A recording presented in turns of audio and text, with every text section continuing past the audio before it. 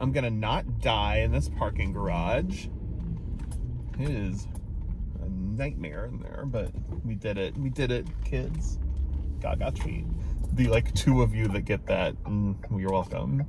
Hi, I'm Brandon, and I don't have cancer.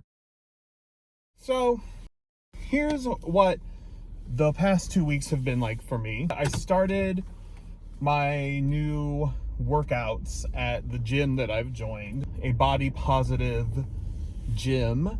I am consistently the only guy there, which doesn't bother me. Yoga has been really cool. I've enjoyed it a lot more than I maybe anticipated. One of the big reasons for that is how it is not just a physical workout, but there are these emotional aspects to it. I had like a moment after yoga one day where I started reflecting and thinking about how I got to where I am in life and how my religion, of all things, came up in my head. And every time I think about where the root of my problems in life start, I go back to how I was raised, in particular being raised in a very, very intense religious environment, a Southern Baptist religion growing up. For Baptists, at least in my estimation, everyone pretends they don't sin, they don't make mistakes, they don't make errors. In that, I grew up thinking like I was the only one who was fucking shit up all the time. It was just me. I was the only person who didn't know how to be perfect. And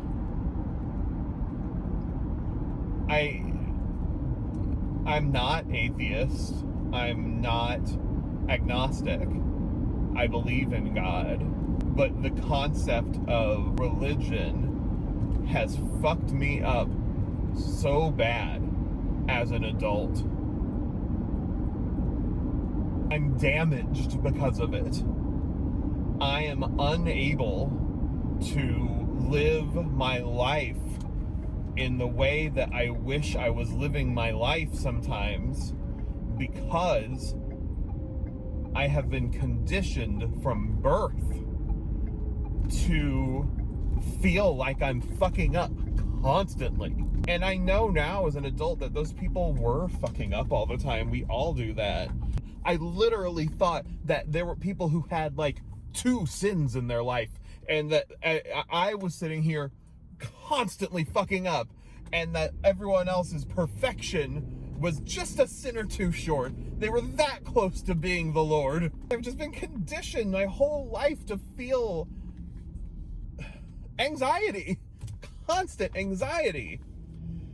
And here I am at age 35, still feeling it, and having lived a life where I have comforted myself from my pain and my struggle and my anxieties with food and other things that have been unhealthy. And now it is a goddamn struggle for me to make normal, healthy life decisions, because I have had no example of how to do that. It fucking sucks. I actually had a great yoga class tonight. I felt good. I feel good. It's good to like get to these places. That's like why yoga is like physical and mental workouts. She said at the end that she was like wishing us healing, and I remember thinking to myself, like, she was probably saying like physical healing, but I'm praying for like mental healing for me too. I just don't want to feel like everything I do is fucking myself up and being unacceptable and unworthy and undeserving of the things in life that make you alive. I don't blame my parents for raising me that way, because it was the way they were raised. But I will not be doing that to my kids. I've gone to 4 classes in 2 weeks. I wish that I had gone, it's like 2.5 weeks really. I wish that I had gone to 3 a week, which is what I had committed to.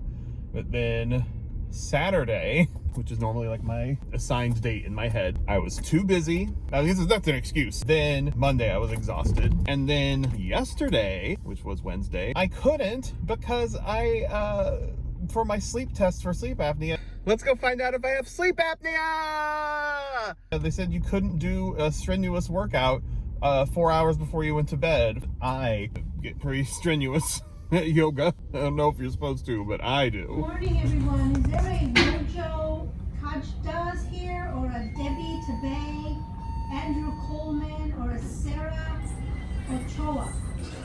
Well, it turns out I have mild sleep apnea, and I get to take a CPAP machine home. There you go. Thank you. Pick up one end of your belt, whichever end, you'll see that little round head with that little slot. So hold that sideways too. Wrap it around you, underneath your arms. It's going to be underneath your armpits by the time you get it. And hopefully everybody has a pulse. That's my joke of the day. Yeah. Okay. Larger number you see is a percentage of oxygen that gets carried in our bloodstream. So 90 to 100 is fine. The little one's heart rate. What are you doing? I am putting my sleep test equipment on. What's that on the wall behind you? Barb, Ooh, a queen. she looks regal. She is. I was so convinced when we were there that the belt things weren't going to fit around me, and I was going to have to be like, you bitches don't know about fats. The fats.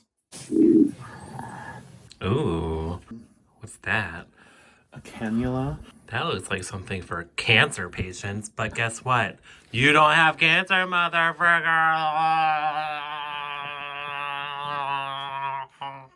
Now what? I have to tape this to my face. Oh, that's cool.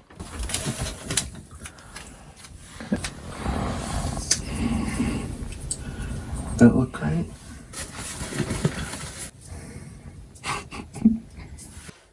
This is the most turned on I've ever been by you.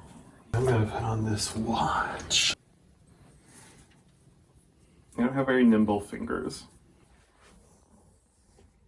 Ooh. The other way. Oh, thank you.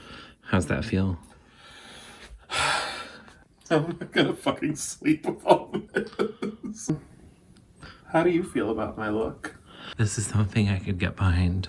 I hope that we live the rest of our lives with one or both of us looking exactly like this. Me too. Wonder what Benny thinks. Benny! I think you look very funny with all that stuff on. I do, thank you. I do feel like an elderly man getting a CPAP machine. I watch Grace and Frankie. I know Grace's ex-husband uses a CPAP machine, and he's old. There's a gray in my beard, and I need to trim my beard. This has happened. Look, I'm tired. Oh yeah. I am, as we speak right now, going to the last singing lesson before my recital on Sunday. I practiced last night and I felt pretty good. Like I sounded as good as I've sounded recently, I think. But again, who knows if I'll get nervous or whatever. A real fun series of events. I thought I had been diagnosed with cancer, but wasn't. And there was just a couple days in there where I thought I was like dying, and I wasn't. And so I thought, well, I need to like do something with this and live my life in a way that is like really taking advantage of my life and my time and stuff. And I probably would have never done this without thinking I was dying for a minute. Public vulnerability thing is not really my jam, but we're gonna try it. And the song I'm singing is Ordinary People.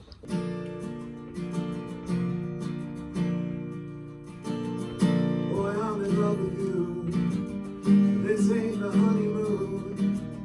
We're past the infatuation phase. Right in the thick of love. Times we seem sick of love. It seems like we argue every day. I know I misbehaved and you've made your mistakes, and we both still got room left to grow. As our love advances, we take second chances. Though it's not a fantasy, I still want you to stay. 'Cause we're ordinary people. We don't know which way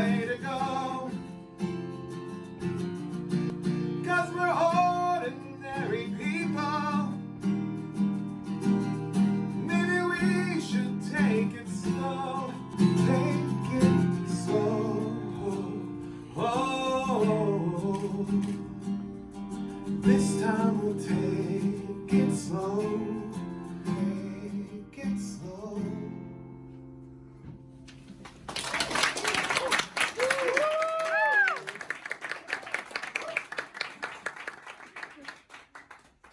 Overall, like, I'm giving myself a good grade for my goals and how I'm trying to live a better life post thinking I had cancer. And I'm grateful. Been imperfect, but you know, this is a journey. If I could just flip a switch and do all this, then I would have done it. I feel like I'm forgetting stuff or missing things, but I don't know. What else has happened? I remember the thing. If you haven't yet, join my Patreon. Become a patron of this. Thank you to my dear friend Kyle for being my first patron. I'm grateful for you. All of you, the work that I'm doing all is costing money that I don't really make a lot of. Southern California is an expensive place to live. You chose to live here, Brent. Like, I get it, I know. But you can support this project, support someone changing their lives for as little as $3 a month. I want to try to build something there, a community where people talk to each other and sort of share their own goals and experiences and how you get through life's scary stuff, because there's a lot. So please go join Patreon, patreon.com/myyearwithoutcancer. Find me on Instagram at myyearwithoutcancer, TikTok, myyearwithoutcancer, Facebook, guess what, My Year Without Cancer. Follow me all around. Bye, I don't have cancer. I like your beard. Thanks, Kesha. Love you, bitch.